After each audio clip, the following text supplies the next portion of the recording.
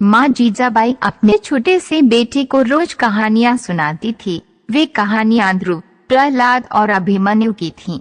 भारत के उन महान वीरों और रणबांकुरों की भी, जिनके शौर्य और वीरता ने एक नया इतिहास रचा। वह बालक भी उन्हें सुनता है और माँ से कहता है, माँ, मैं भी बड़े होकर बड़े बड़े काम करूँगा, बड़ी बड़ी लड़ाइयाँ लड़कर देश को स्वाधीन करूँगा। शाबाश बेटे, माँ के होठों से निकलता है और आंखों से अपने नन्हे से पुत्र के लिए ममता बरसने लगती है। माँ, क्या तुम्हें मुझ पर यकीन नहीं है? नन्हा सा बेटा पूछता है। पूरा यकीन है बेटे, इसीलिए तो तुझे मैं रोज देश के महान गौरव की कथाएं सुनाती हूँ। मुझे पूरा विश्वास है कि तू एक दिन भारत भूमि को स्वाधीन करके इसके गौरव की रक्षा करेगा। महाराष्ट्र में शिवनेरी के पहाड़ी किले में जन्मा था ये वीर बालक। माँ जीजाबाई ने शिवा भवानी से बेटे की कामना की थी, इसलिए बेटे का नाम शिवा रखा गया।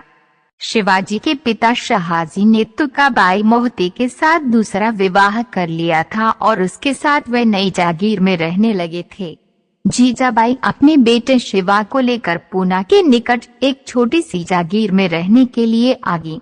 शहाजी ने दादाजी कोंडादेव को इस जागीर के प्रबंध का जिम्मा सौंपा। दादाजी बड़े वीर और बुद्धिमान थे। उन्होंने पूना में जीजाबाई के रहने के लिए लाल महल बनवाया और कुशलता से जागीर का प्रबंध संभालने लगे। दादाजी ने ही मुगलों के खिलाफ लड़ने का अपार साहस भरा। उन्होंने ही शिवा को व्यूह रचना सिखाई और छापामार लड़ाई से दुश्मन को ध्वस्त करने की रणनीति भी। अब तो शिवा के भीतर नया जोश जाग गया। देश और जननी के लिए कुछ करने की आकांक्षा करवट लेने लगी।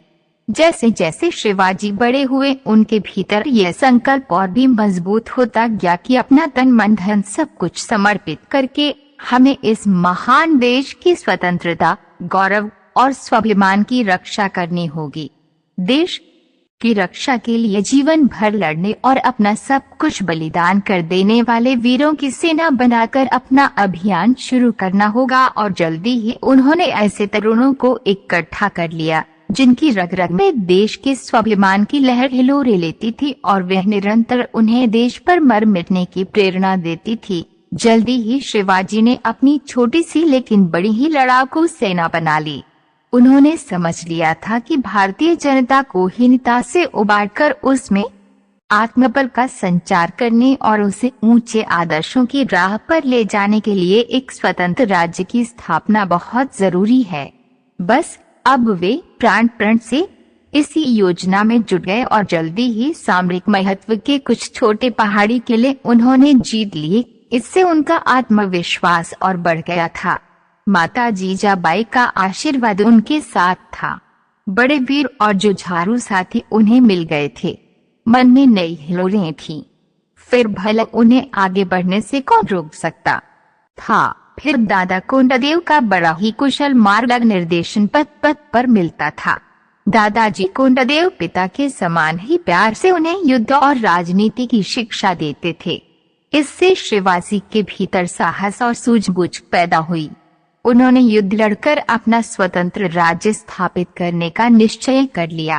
पूना जिले में तब कोली लोग रहते थे जो लूटपाट और डकैती करते थे। दादाजी ने धीरे धीरे इन्हें युद्ध और देशभक्ति की शिक्षा दी और यही लोग पहल शिवाजी के सैनिक बने। शिवाजी ने मावले लोगों की ऐसी वीर सेना बना ली जो हर खतरे से लड़ सकती थी। वे दुश्मन के किले में घुसकर ऐसी मारकाट मचाते कि वे भौचक्के होकर भाग खड़े होते और दूर पर शिवाजी का झंडा लहराने लगता। लोग कहते, शिवाजी से जीतना आसान नहीं है। उन्हें तो सचमुच शिवजी का आशीर्वाद प्राप्त है और वही उनकी रक्षा करते हैं। शिवाजी अपने सैनिकों से बहुत प्रेम करते थे और उनके हर सुख दुख की परवाह करते थे। इसलिए सैनिक शिवाजी पर जान छिड़कते थे।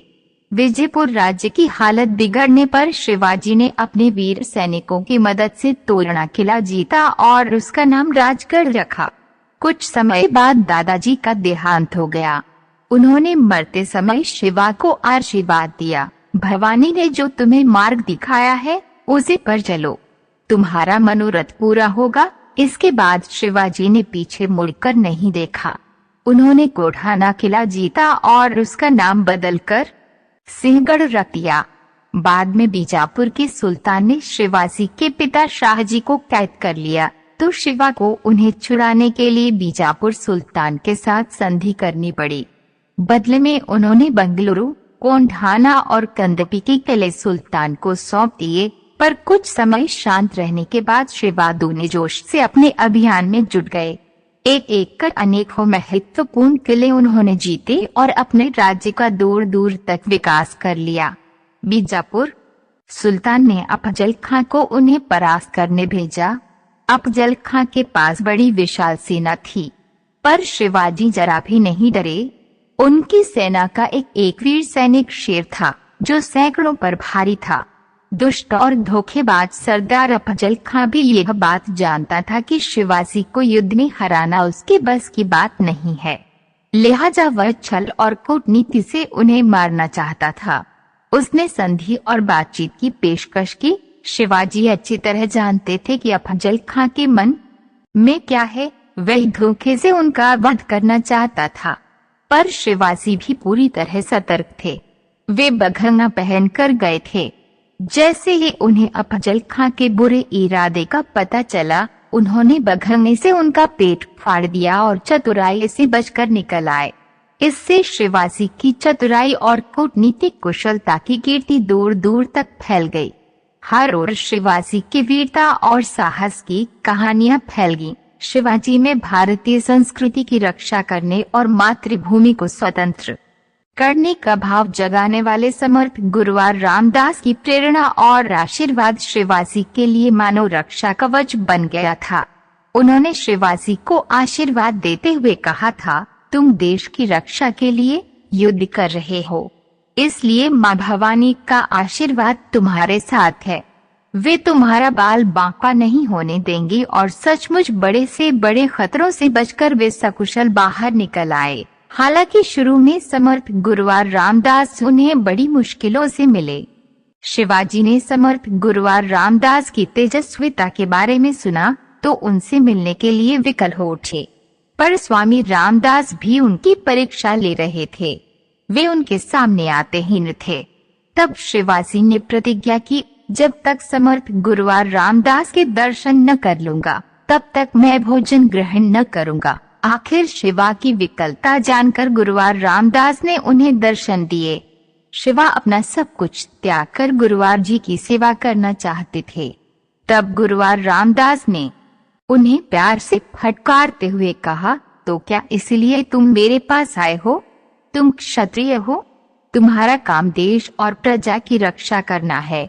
गीता में श्री कृष्ण ने अर्जुन को जो उपदेश दिया था उसे याद करो और अपना कर्तव्य पूरा करो। इससे शिवाजी के मन में नया जोश पैदा हुआ और उन्हें अपना कर्तव्य दिखाई देने लगा। एक बार समर्थ गुरुवार रामदास ने शिवाजी से कहा, शिवा, आज तुमसे भिक्षा मांगता हूँ, दे, तू मुझे जो भी दे सकता है। शिवाजी बोले, गुरुदेव, मैं तो अकिचन हूँ, मेरे पास जो कुछ भी है वो तो आपका दिया हुआ ही है।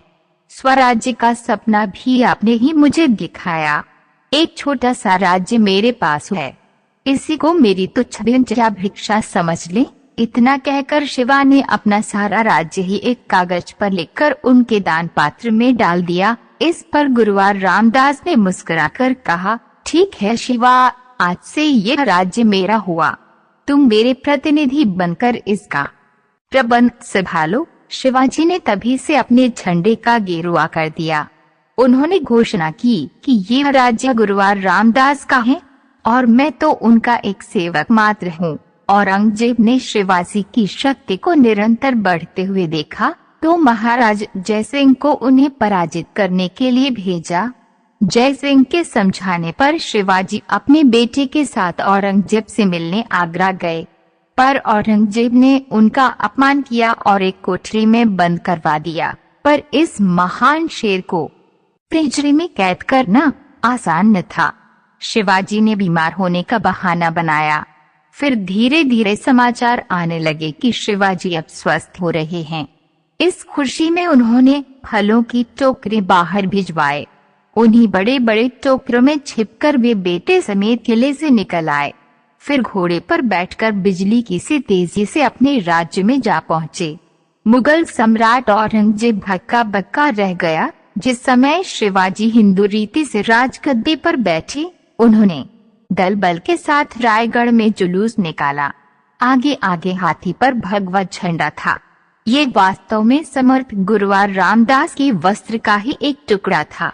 शिवाजी ने इसी को प्रतीक रूप में अपना ध्वज बनाया। कुछ वर्ष बाद ही इस महान देशभक्त योद्धा का निधन हुआ, पर उन्होंने एक शक्तिशाली हिंदू साम्राज्य की स्थापना करके भारत के गौरव को फिर से ऊंचा उठाने का जो संकल्प किया था, उसे बहुत कुछ अपने सामने पूरा होते देख लिया।